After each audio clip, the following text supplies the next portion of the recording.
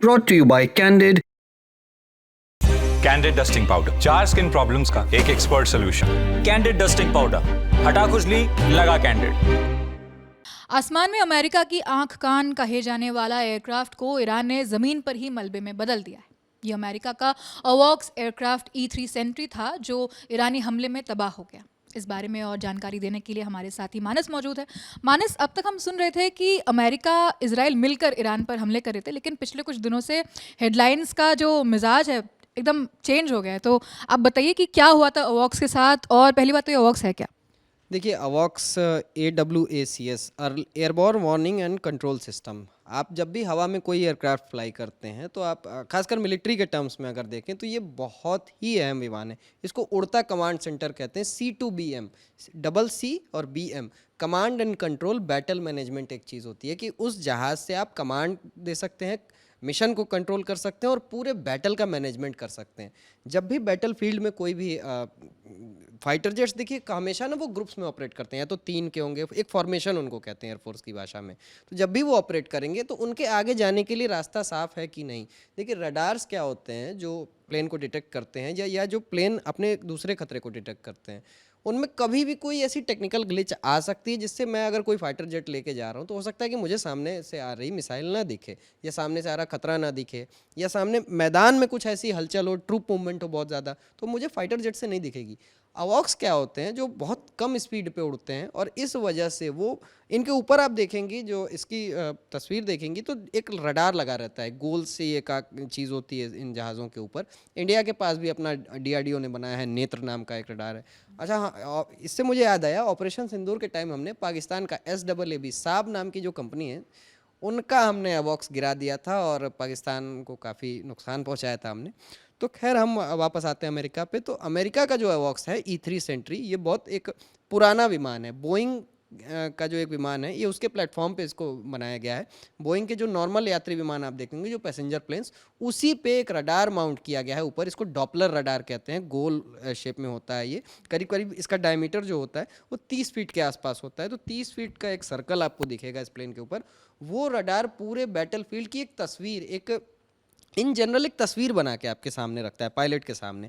जो command and control यानी C2BM centre में जो भी कमांडिंग ऑफिसर बैठे हैं या जो भी ऑफिसर बैठे हैं, उससे वो जो भी बैटल फील्ड की जो तस्वीर आएगी, वो अपने जो भी फाइटर जेट्स उड़ रहे हैं या जो भी उनके ग्राउंड पे ट्रूप्स हैं, वो उनको खबर देते हैं कि ये चीज़ें आगे हमें दिख रही हैं, या ये चीज़ें आपको खतरा हो सकता है।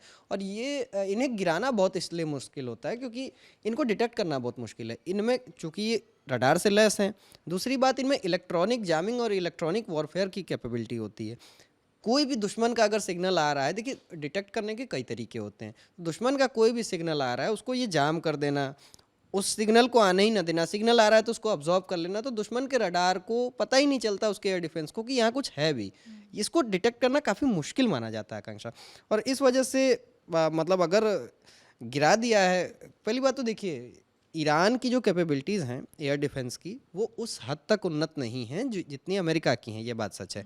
लेकिन इस जहाज़ को ईरान ने इसलिए टारगेट किया, खासकर एवॉक्स को। इससे पहले वो टैंकर और ऐसे एसेट्स को टारगेट कर रहे थे, लेकिन इसको इसीलिए उन्होंने टारगेट किया, वो भी ज़मीन पे खड़े रहने के, एयरबेस पे खड़े रहने के दौरान, जैसा आपने बताया।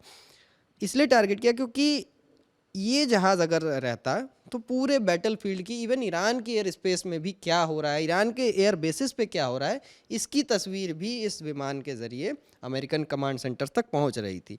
अब इस जहाज़ के बारे में थोड़ा सा हम जानते हैं। देखिए, जो बोइंग बनाती है इस जहाज़ को, करीब करीब 75,000 लीटर का फ्यूल आता है इसमें। एक बार अगर फुल टैंक हो तो बिना रिफ्यूलिंग के ये करीब करीब 9 से 9,500 किलोमीटर की उड़ान भर सकता है। 8 घंटे तक लगातार ये हवा में रह सकता है। तो 8 घंटे का आकांक्षा आप समझ रही हैं कि अगर 8 घंटे का ये हवा में रह सकता है, तो इसको डिज़ाइन ही इस पर्पज़ से किया गया है ताकि ये फाइटर जेट्स का एक मिशन हो, जाना आना वो सब कुछ होने के दौरान ये हवा में ही रहे, और पूरे मिशन के दौरान पूरे एयर स्पेस से लेके ग्राउंड की भी निगरानी करता रहे।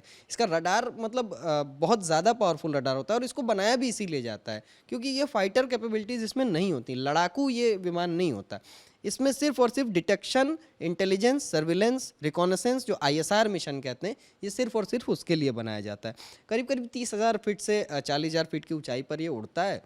तो नॉर्मल जो हमारे पैसेंजर प्लेन्स भी इतनी ऊंचाई पे उड़ते हैं, तो कई बार जो दुश्मन के जो एयर डिफेंस हैं या प्लेन्स हैं, चूंकि ये एक पैसेंजर वाले प्लेटफॉर्म पे बनाया गया है बोइंग के, तो लोग उनको ये लगता है कि ये कोई पैसेंजर एयरक्राफ्ट है। अगर वो रडार पे दिख भी जाता है तो इसकी बनावट और इसका कॉल साइन और इसका जो ट्रांसपोंडर पे, जो रडार पे एक छोटा सा ब्लिप दिखता है जो कहते हैं, और एक ट्रांसपोंडर होता है हर जहाज़ में, उस ट्रांसपोंडर के हिसाब से भी अगर रडार पे देखें तो लगता है कि ये तो कोई पैसेंजर प्लेन है। और आम तौर पर जंग के दौरान भी सिविलियन एयरक्राफ्ट को निशाना नहीं बनाया जाता अगर वो गलती से आपके एयर स्पेस में घुस भी गया है तो।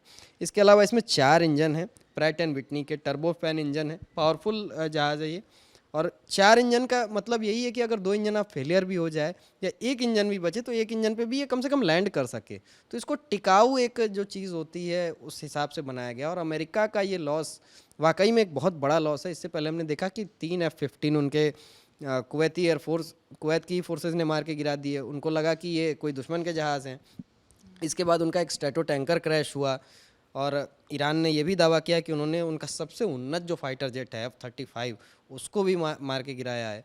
तो मतलब अगर इस तरीके से देखें तो अमेरिका के एयर एसेट्स जो कहते हैं आकांक्षा, उनका लॉस होना एक के बाद एक ये बहुत ही चिंता का विषय है। अमेरिकन मिलिट्री माइट जिसकी इतनी तारीफ होती थी, बतेरी मूवीज़ उन्होंने बना दी उन पे कि, और है वो, देखिए अमेरिका के पास पावर है, ऐसा नहीं कि अमेरिका के पास ताकत नहीं है, लेकिन आप ताकत को यूज़ किस डायरेक्शन में और किस इंटेंट के साथ कर रहे हो ये भी मैटर करता है। अब आपके जहाँ अगर ज़मीन पे खड़े खड़े, जैसे सऊदी अरब में प्रिंस सुल्तान एयरबेस पे ये घटना हुई जो इनका जहाज़ E-3 सेंट्री पे हमला हुआ, अगर आप खुले में अपने जहाज़ों को पहली बात पार्क करके रखोगे, जहाज़ों के लिए कंक्रीट हैंगर होते हैं का, और अगर आप खुले में अपने जहाज़ों को पार्क करके रखोगे तो उनका इस तरीके से तो टारगेट बनना तय है। क्योंकि अवॉक्स जहाज़ मतलब एक आम आदमी जिसने एक बार भी देखा हो वो दूर से पहचान जाएगा कि ये अवॉक्स जहाज़ है। और मिशन के दौरान ये कितना अहम है ये मतलब मिलिट्री वाले तो बहुत बेहतर जानते हैं इस चीज़ को।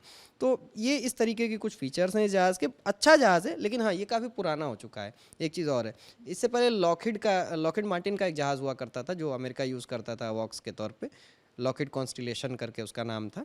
लेकिन अब उसके बाद से ये 1980-90 के दशक से ये सर्विस में है और अब रिटायर हो रहे हैं जहाज़ धीरे धीरे।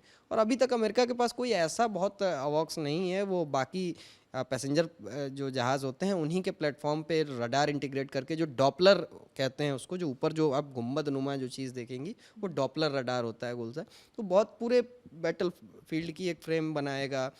यहाँ से मिशन कंट्रोल हो सकते हैं। एक चीज़ और इसका काम होता है इस जहाज़ का, अगर जंग चल रही है और देश का लीडर है या कोई मिलिट्री कमांडर है बहुत बड़ा, तो हो सकता है कि उसकी जान को खुद भी खतरा हो। जैसा कि हम देख रहे हैं कि जब अमेरिका इजराइल का पहला, किसकी जान को खतरा हो? जो मिलिट्री लीडर्स हैं जो उस जंग में कमांडिंग पोजीशन में हैं, जो आदेश दे रहे हैं कि हमें क्या करना है, क्या स्ट्रेटेजी अपनानी है, उनके लिए भी कई बार उनके फ्लाई करने के लिए भी अवॉक्स का इस्तेमाल किया जाता है ताकि वो सुरक्षित रहें और ऑर्डर्स देते रहें ताकि जंग जारी रहे। क्योंकि लीडर्स रहेंगे तो जंग कंटिन्यू रहेगी। अगर आप लीडर्स ही जो खासकर मिलिट्री कमांडर्स हैं अगर वही नहीं रहेंगे तो वो वॉर की स्ट्रेटजी पे असर पड़ता है। अब देखना ये कि अमेरिका अब आगे इस चीज़ से कैसे डील करता है, क्योंकि उसके लगातार एक के बाद एक नुकसान होते जा रहे हैं।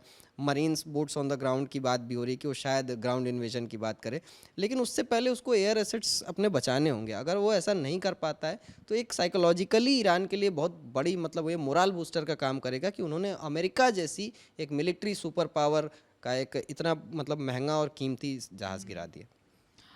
इससे पहले मैं ये बता दूं कि जो स्ट्रैटो टैंकर एंड F-35 की बात कही है मानस ने, इन सब के ऊपर हमने वीडियोस ऑलरेडी बना दिया। आप ललन टॉप के चैनल में जाके देख सकते हैं, हम लिंक भी कर देंगे डिस्क्रिप्शन बॉक्स में। तो आपने देखा कि किसी तरह ईरान ने ज़मीन पर खड़े एक अमेरिकन एयरक्राफ्ट को निशाना बनाया है। पूरे वेस्ट एशिया के इलाके में ये एयरक्राफ्ट अमेरिकन स्ट्राइक मिशनों में सबसे अहम भूमिका निभाता था, इसलिए इसे अमेरिका इजराइल के लिए बहुत बड़ा नुकसान माना जा रहा है। तो फिलहाल इस खबर में इतना ही। बाकी वॉर से जुड़े जो भी अपडेट्स होंगे वो तो हम आप तक पहुंचाते ही रहेंगे। मेरे साथ मानस राज है, कैमरे के पीछे राशिद है, मैं हूं आकांक्षा गोगोई। आप देखते रहिए दी ललन टॉप। शुक्रिया।